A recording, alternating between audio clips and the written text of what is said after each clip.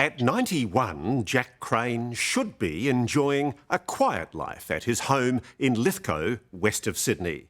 Instead, he's found himself at the centre of one of World War II's most intriguing mysteries, the disappearance of an RAF Stirling bomber known as the Yorkshire Rose.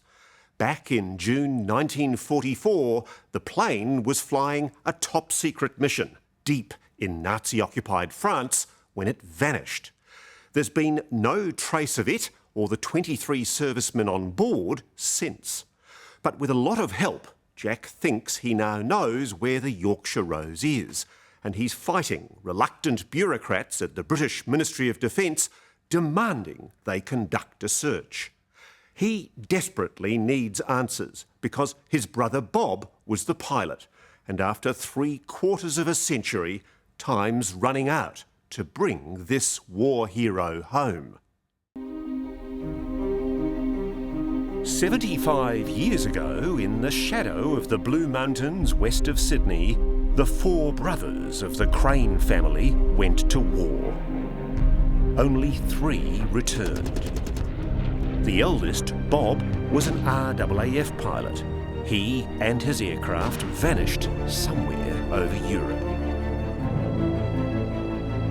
Ever since, the youngest brother, Jack, has lived with an emptiness that won't go away. Are you wanting to see a resolution of this before you pass away? I would. I'd give everything. You owe it to Bob. My elder brother, the bloke I loved, the bloke who died for his country and for other countries too. Jack Crane still lives in the little family home where he said goodbye to his brother in 1942. I think it was a sort of a thrill that he was going overseas. He was going to win the war. Did it ever cross your mind that he might not come back? No, I thought he was invincible. They were picking the blokes. At 91, Jack knows he doesn't have much time left to find his brother. But as luck would have it, on the other side of the world, there are 2 men just as determined to solve the mystery. In France, a renowned World War II investigator. You think you've nailed it, don't you? 100% I think I do, yes. And in England, a historian battling to unlock long-held secrets in British archives. What you're suggesting is a conspiracy, a cover-up. The search for Bob Crane began in a tiny room in Lithgow, the offices of Legacy, where Jack teamed up with the local manager, Tracy Lewis, to investigate his brother's whereabouts. So he believes that it's crashed in the Savoy Hills. The records showed that Warrant Officer Crane was involved in the June 1944 D-Day invasion of Europe. It's pretty amazing, Jack, you've got a brother who served in D-Day, Yep. the invasion of occupied France. Yep. He was piloting a Stirling bomber nicknamed Yorkshire Rose. At the time, we didn't know what his operation was, but we found out later it was undercover work. All this, dropping SAS troops and ammunition to assist the French resistance in the eastern part of France.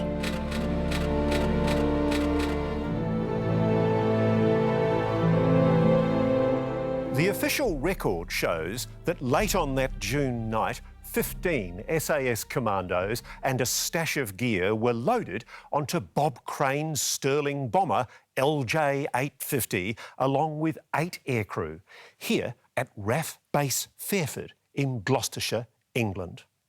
It took off just before midnight, and its last known position was somewhere here over the English Channel as it approached the French coast. The plan was for it to cross over Nazi enemy positions here at Le Havre and to then track deep into occupied France to the Morvan Mountains down here near Dijon, where the plan was for them to drop the commandos and their gear to aid the French resistance, the Maquis. So the Maquis did a search in the Morvan Mountains, Yes. where the files still suggest it probably crashed. Yeah. What did they find? Absolutely nothing. British warplane sleuth Tony Graves has lived in Normandy tracing crash sites for years. He's uncovered new evidence that the plane never made it far past the Normandy coast. I think it was hit by friendly fire or German anti-aircraft. The aircraft, I think, diverted as soon as it crossed the coast. It was on fire, and they did like an arc. It's a long way from here, but when you're doing 200 miles an hour, it's not very far.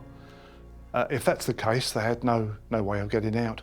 Poor buggers must have known it was coming. Absolutely, yeah. Back in Lithgow, these discoveries are enough for Jack to make a momentous decision. He's going to fly to France to finally put his brother to rest. Wouldn't it be nice to get an answer? And that's what you're going back to France to find out, isn't it?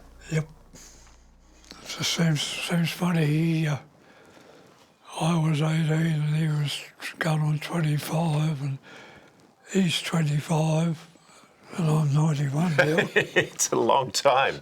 But it still matters, doesn't it? It does matter, yeah. Yeah. It really matters. Yeah. You want an answer. I hope very soon I'll get the answer. 73 years after his brother disappeared, Jack Crane is about to embark on his first flight out of Australia. Tracy Lewis from Legacy is joining him. From Sydney Airport, he flies off into the night, as his brother did over France all those painful years ago. Coming up, X marks the spot. And came down right here. But as the mystery deepens, I think that the Americans may well have shot it down. you're not going to advertise it, really, are you? They've almost been written out of history. Will Jack finally find his fallen brother? That's next on 60 Minutes.